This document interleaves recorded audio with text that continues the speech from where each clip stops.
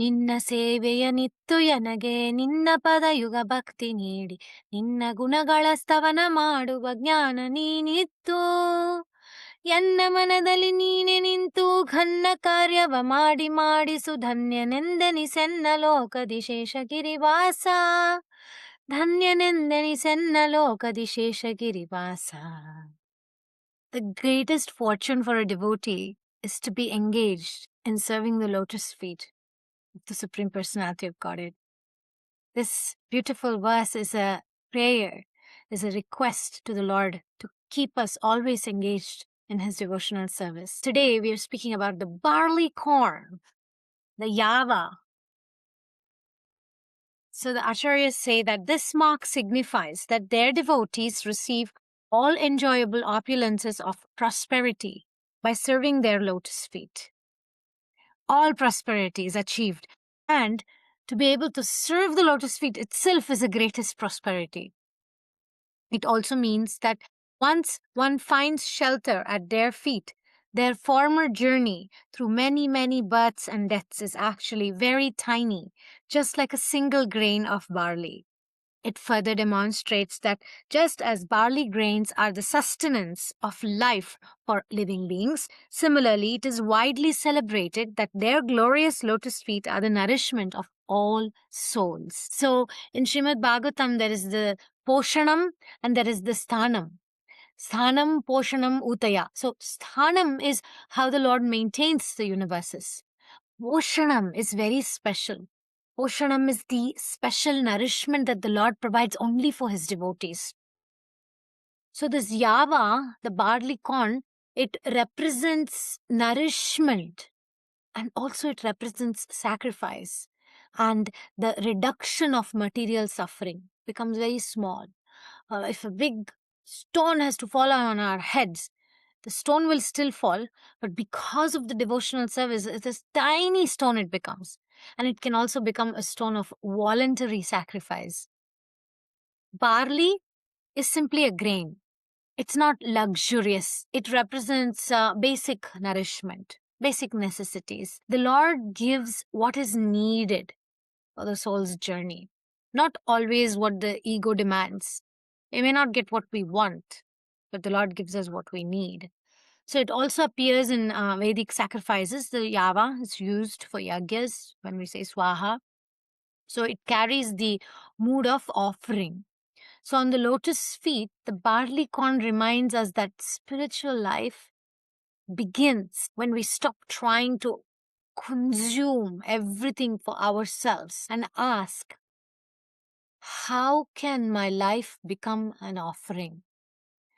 Material identity, it's always about, I have to gather more, I must secure more, I must become something more, I must possess more.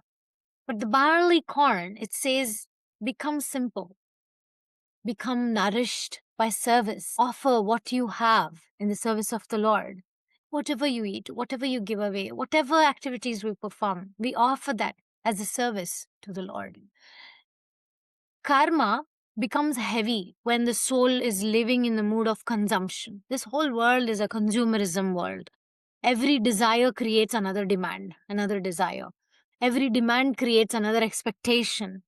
Every expectation creates another disappointment. But then the Barleycorn, it rewires that internal pattern by teaching sacred simplicity and gratitude. That's going to the basics. It's like saying, you don't need to own the world to be nourished. You need to be connected to the Lord. Once Alexander the Great, he went up climbing a high mountain where there was a monk sitting there with his dog. And he said, I have one more territory to conquer. And then I will be happy. So the monk just looked at the dog and said, what you and me have at the top of the mountain, peace, this one wants to conquer the whole world to experience that. So this reminds us of the Barleycorn's power. On the lotus feet of Krishna, the Barleycorn represents the nourishment of surrender. When we surrender to the Lord, how He nourishes us, that exchange is represented by it.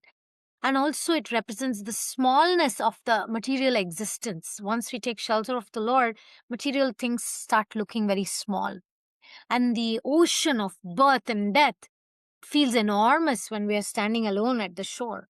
But our karma also can feel like this ocean, a big ocean, endless. Our fears become unmanageable when we try to control it ourselves. Our desires feel impossible to satisfy when we're trying to control our own mind, our own desires, and fulfill those desires. But at the lotus feet of Krishna, that great ocean becomes as small as a barleycorn, the acharyas explain. So the Barlycorn is teaching us that under the Krishna's shelter, the vast field of karma, it becomes reduced to something very manageable, just like a small grain. So Krishna's Yava says, don't be overwhelmed by the size of your karma, by the size of your problems. Take shelter. What is impossible for you is very small for me. Remember that. But nothing you do is small for me. Everything you do is big for me. That contrast is also there. So the subconscious mind needs to change. I am drowning in these problems. When we shift it and take shelter of the lotus feet of Krishna, it becomes I am sheltered. My karma is too big. Oh, my dear God, my problem is so big. No, we go to the problem and say, hey, my God is very big, So Krishna becomes bigger than my karma. And then instead of thinking, I must provide everything for myself, it becomes Krishna maintains me. I have the faith. So we live with dignity, with grace. And instead of thinking, I must consume to feel secure, we start thinking, I am nourished by devotion. How amazing it is to experience Krishna consciousness. So Krishna's Barleycorn is giving us this soul's faith that surrender will sustain me. I don't have to make separate plans. Just by trusting Krishna, everything is going to be arranged.